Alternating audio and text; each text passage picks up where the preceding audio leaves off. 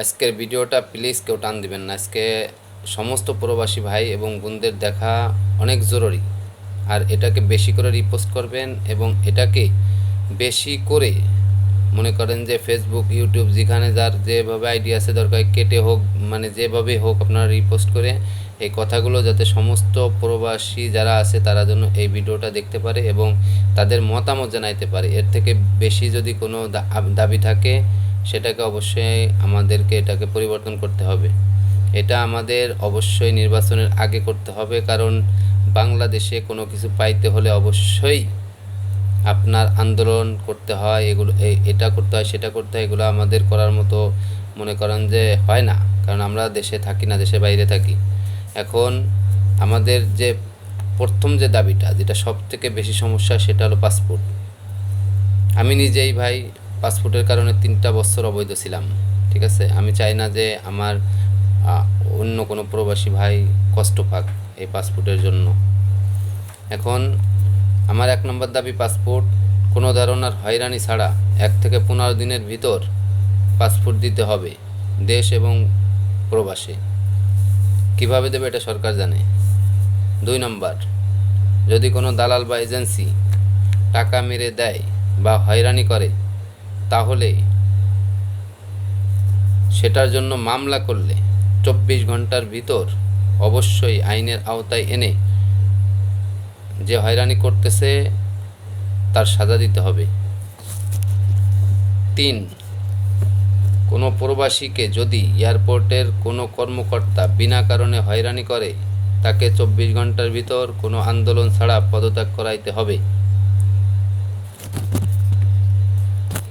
4, কিভাবে সহজে হয়রানি ছাড়া প্রবাসী লোন দেওয়া যায় সেটা নিয়ে কাজ করতে হবে সরকারের।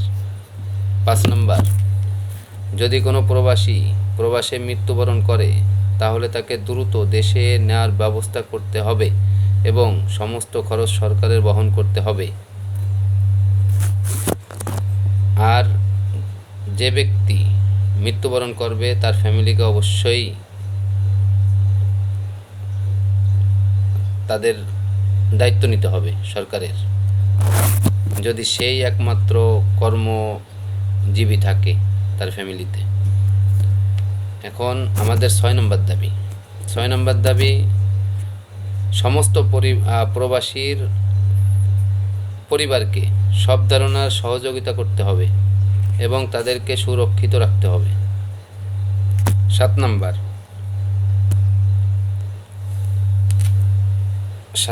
প্রবাসী মন্ত্রণালয় ছাড়া প্রবাসীদের আলাদা করে 10 জনের একটা টিম থাকতে হবে, যারা সমস্ত প্রবাসীদের সমস্যাগুলা নিয়ে কাজ করতে পারে এবং এটা প্রবাসীরা মিলে, ওই 10 জনকে যে নিয়োগ দিবে এরা প্রবাসীরা মিলে দিবে। প্রবাসীরা যারা মনে করেন যে যারা এই কাজে মনে করেন যে যোগ্য, তাদেরকে এই প্রবাসীরা মিলে এটাকে নিয়োগ দিবে।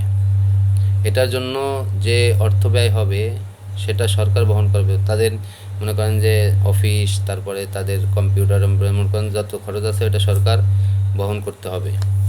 এবং এই 10 জনের এমন পাওয়ার দিতে হবে, যদি কোনো কোনো এম্বাসি কর্মকর্তা ঠিকমতো কাজ না করে, হয়রানি করে বা খারাপ ব্যবহার করে, তাদেরকে এই 10 জন পদত্যাগ করাইতে পারবে। 8 নম্বর, যারা 3 বছরের বেশি প্রবাসে আছে এবং বৈধ পথে টাকা পাঠাইছে, তাদেরকে 50% টিকিটের মূল্য সরকারের পরিশোধ করতে হবে, সেটা কোনো হয়রানি ছাড়া। 9 নম্বর দাবি, এই দাবি ছাড়া ন্যায্য আরও যে জিনিসগুলো আমরা পাই, যে দাবি আছে সেগুলা পূরণ করতে হবে। এখন আমরা কোনো দল বা রাজনীতি বুঝি না, যারা আমাদের এই ন্যায্য দাবিগুলো পূরণ করবে, আমরা যারা সচেতন প্রবাসী আছি, আমাদের পরিবারের মানুষ তাকে ভোট দিবে। আরেকটা কথা, আমরা কোনো নেতার মুখের কথায় বিশ্বাস করি না। যে দল দিতে পারবে তারা লিখিতভাবে দিতে হবে এবং এটাও লিখতে হবে, যদি না দিতে পারে তাহলে সরকারের যে প্রবাস মন্ত্রণালয়ে যে মন্ত্রী থাকবে সে কোনো আন্দোলন ছাড়া পদত্যাগ করবে।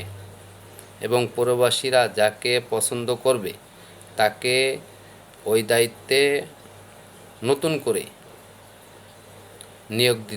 নিয়োগ দিতে পারবে।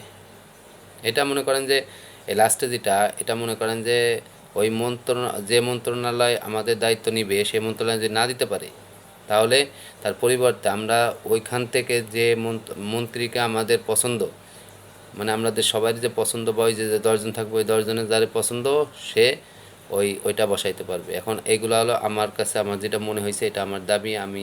আমার কাছে মনে হয়েছে আমাদের সবাই এরকমেরই দাবি হবে। তার ভিতর ভুল ত্রুটি হতে পারে। যদি ভুল ত্রুটি হয় অবশ্যই আপনারা এটাকে করবেন, আমাকে ইনবক্সে বা এই কমেন্টে জানাবেন। আমি অবশ্যই এটাকে আবার নতুন করে এটা লিখিতভাবে নির্বাচনের আগে এটাকে মনে করেন যে দল দিবে তাদেরকে মনে করেন যে লিখিতভাবে যে দল দিতে পারবে আমরা সেই দলকে বিশ্বাস করব। ঠিক আছে। এখন আমার যেটা মনে হয়, এটা একমাত্র জামাত ইসলাম ছাড়া অন্য কেউ দিতে পারবে না। ঠিক আছে, যেটা সত্য সেটা জামাত ইসলামই এটা দিতে পারবে। কারণ তারা যে মনে করেন যে এইগুলা দিতে গেলে অনেক কিছু ব্যাপার আছে, এটা জামাত ইসলাম ছাড়া কেউ করতে পারবে না। যাই হোক, দেখা যাক যে কী হয়। ইনশাল্লাহ আমরা তো চাই বাংলাদেশে ভালো কিছু, বা আমাদের সবথেকে বড় কথা হলো আমাদের পরিবারের সুরক্ষিত একটা বিষয় আছে। আমাদের সারা জীবন তো লাথিচড় খাইছি, এক হিসাবে লাথিচড়, আসার সময়ও লাথিচড় খাইছি। এখন প্রবাসে এসে মনে করেন যে একটা পাসপোর্ট করতে গেলেও লাথিচড় খাওয়া লাগে। এই লাথিচড় খাইয়েটে 5-7 বছর থেকে তারপরে যখন এয়ারপোর্টে বাড়ি যায়, এয়ারপোর্টে মনে করেন যে ব্যাগটা চুরি মুড়ি করে, এগুলা করে সেগুলা করে, কী একটা অবস্থা। এখন আমার যেটা মনে হয় আপনারা যদি হেল্প করেন, ইনশাল্লাহ আমাদের দাবি আমরা পূরণ করেই ছাড়ব। কীভাবে আপনারা হেল্প করবেন? অবশ্যই এটাকে বেশি করে, যাতে সমস্ত প্রবাসী ভাইরা দেখতে পারে, ঠিক আছে, তাদের দাবি দেওয়ার কথা বলতে পারে। আর আমি কথা দিতেছি ইনশাল্লাহ আল্লাহর রহমতে এটা আপনারা বেশি করে মনে করেন যে এটা কী করেন। আমার মনে করেন যে আমি শুধু এই যে টিকটক এটা না, আমার ফেসবুক আছে, ইউটিউব আছে, ঠিক আছে, আমি ওইখানেও পোস্ট করে দিছি। আর এটা মনে করেন যে অবশ্যই ইনশাল্লাহ 12 তারিখের আগে জামাত ইসলাম ইনশাল্লাহ এটাকে ঘোষণা করে দিবে, ইনশাল্লাহ আশা করা যাইতেছে। তার ভিতরে তাদেরও তো মনে করেন যে এটা তো সবগুলা পূরণ করা, বা তাদেরও তো কোনো কিছুই থাকতে পারে, সেটা কম বেশি করে আমাদের যেটা ন্যায্য দাবি আমরা সেটা পেলেই আমরা খুশি। আপনারা কি বলেন? খুশি তো? রাগ করবেন না ভাই, আমার উপর রাগ করে কোনো লাভ নেই। আমি সমস্তভাবে এত বারবার কসম করা ঠিক না, তারপর আমি বলি, কসম করে বলতেছি ভাই, এই এই ব্যক্তিটা, সত্যি কথা বলতেছি, আমি রাত্রে ঘুমাইতে পারি না। কেন ঘুমাইতে পারি না? কারণ আমার জীবনে মনে করেন যে প্রবাস জীবনে অনেক কষ্টে আছে, মানে কষ্টে কাটাইতেছি বা কাটাইছি। এটাও এই সরকারের কারণে। একটা খারাপ সরকার আমাদের জীবনে আসছিল বা ছিল, বা এই যে নতুন যে এই যে মনে করেন যে এই ইউনূস সরকারের মানে অনেক ঝামেলা আছে, এটা নিয়ে পরে এক সময় আলোচনা করব। আমার ভাই কোনো ধারণার কোনোভাবে এই যে মনে করেন যে অন্য মানুষের মতো যে ভাইরাল হব, বড় কোনো নেতা বা আমার কোনো কিছুর দরকার নেই ভাই। আমার একটা ইচ্ছা, আমি মানুষের পাশে থাকতে পারি যেন, ঠিক আছে। আপনারা সেই দোয়াটাই করবেন। আমার কোনো ধারণা প্রয়োজনে এই যে নির্বাচনের পরে যদি আমাকে না দরকার হয়, বা আমি যদি আপনাদের পাশে না থাকতে পারি, আমাকে সবাই আনফলো করে দেবেন, তাতে আমার কোনো সমস্যা নাই। আমি কোনো কিছু মনেও করব না, কোনো কিছু করব না। আমাকে আনফলো করে দেবেন, ব্লক করে দেবেন, যা ইচ্ছা তাই করেন, কিন্তু এই নির্বাচন আগ পর্যন্ত আপনারা সবাই আমার পাশে থাকবেন। কারণ আমাদের দাবি দাওয়াগুলো আমাদের পূরণ করে নিতে হবে ভাই। এই নির্বাচনের পরে আপনারা সবাই আমাকে আনফলো করে দিয়েন বা ব্লক করে দিয়েন, আমার কোনো সমস্যা নেই, আমার এইগুলা নিয়ে কোনো প্যারা নেই।